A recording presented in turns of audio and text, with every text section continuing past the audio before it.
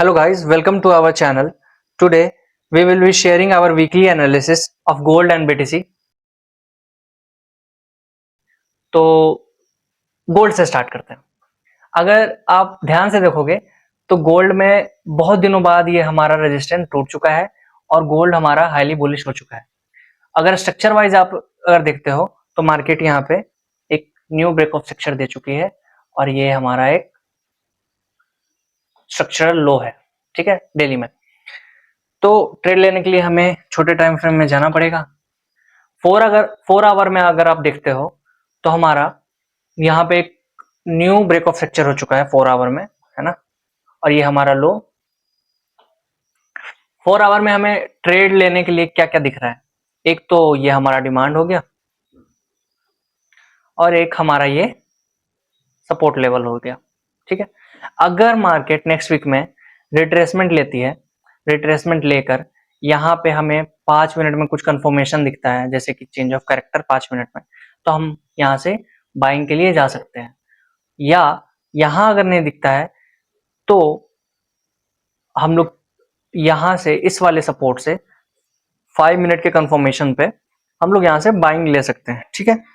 अगर छोटे time frame में अगर आप और जाओगे 1 आवर में तो आपको एक चीज दिखेगा कि मार्केट यहाँ पे लिक्विडिटी क्रिएट कर चुकी है ना।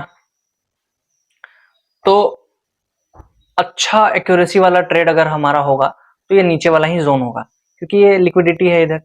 हो सकता है इधर से भी चला जाए, लेकिन हम लोग ज्यादा फोकस करेंगे यहाँ पे, ठीक है।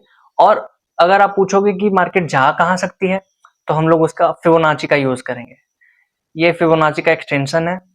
हमारा पिछला जो स्ट्रक्चर था, ठीक है, पिछला स्ट्रक्चर हमारा ये था।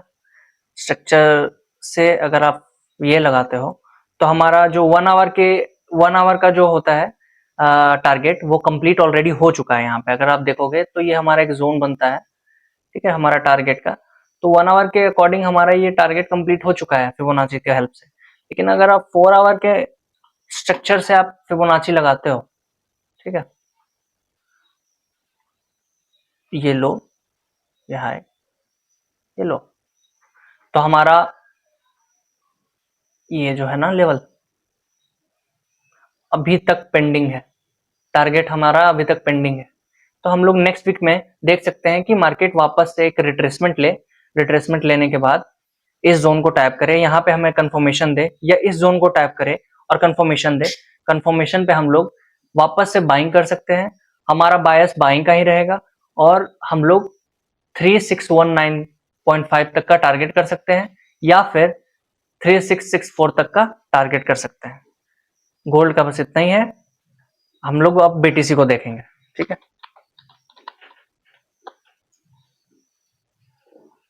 बीटीसी में अगर आप डेली टाइम फ्रेम पे जाते हो तो आपको दिखेगा, क्लियरली दिख सकता है कि मार्केट बार बार लोअर लो बनाई जा रही है ना,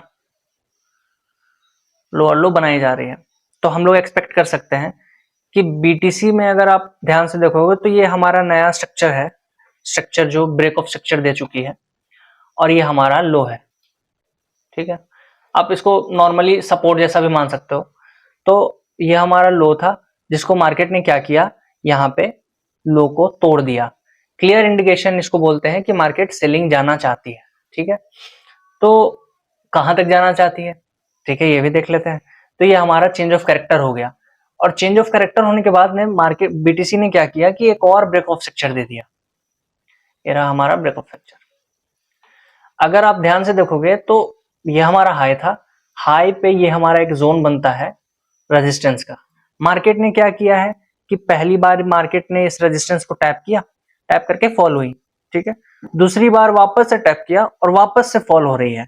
तो हम लोग एक्सपेक्ट कर सकते हैं कि मार्केट और नीचे जा सकती है बीटीसी में। अगर आप इसको 4 आवर के चार्ट में अगर आप देखते हो तो 4 आवर के अकॉर्डिंग भी आपको ये क्लियरली क्या दिख रही है, सेलिंग ही दिख रही है। अगर आप 1 आवर में आप अगर जाते हो, ठीक है, 1 आवर में आपको यहाँ पे दिखेगा कि मार्केट क्या कर रही थी कि market higher high higher high higher high बनाया जा रही थी। यहाँ पे ब्रेक ऑफ स्ट्रक्चर हुई, फिर मार्केट ने क्या किया कि हमारा एक लो जो ये होता है उसको तोड़ दिया।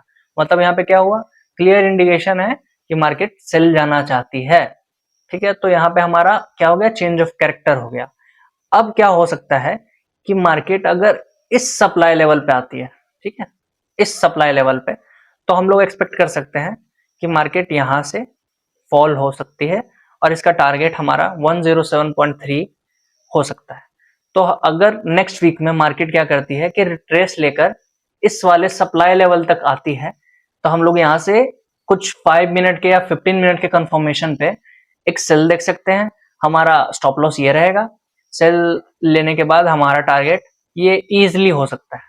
ठीक है, तो अगर पूरी एनालिसिस को अगर हम कंपाइल करते हैं तो गोल्ड नेक्स्ट वीक हमारा बाइंग ही जा सकता है और बीटीसी हमारा सेल जा सकता है। बीटीसी को सेल कब तक देखेंगे, जब तक ये वाला जो हमारा रेजिस्टेंस का एरिया है वो टूट नहीं जाता है। तो नेक्स्ट वीक के लिए all the best and thank you.